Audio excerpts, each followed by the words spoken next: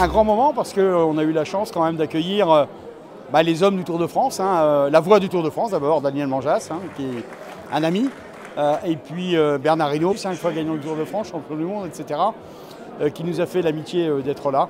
Et puis le grand patron du Tour, Christian Prudhomme, c'était lui qui était à l'origine de cette manifestation, qui m'avait promis, qui m'avait dit « Écoute Jean-Denis, si tu veux, je ferai quelque chose demain, tu te joins au matin.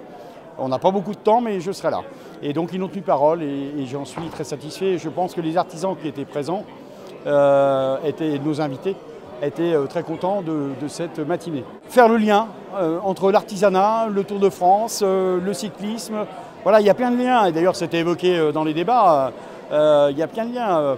Pour être chef d'entreprise, il faut se battre.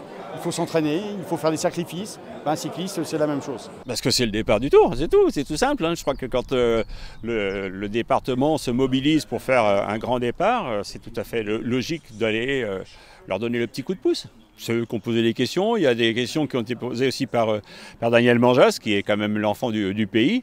Puis après, moi j'ai répondu. C'est bien, c'est bien.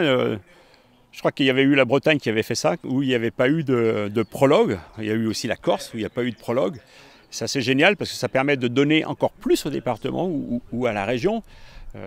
Parce que si on fait un prologue, ça va durer sur 8 km, c'est sûr que les gens vont être là.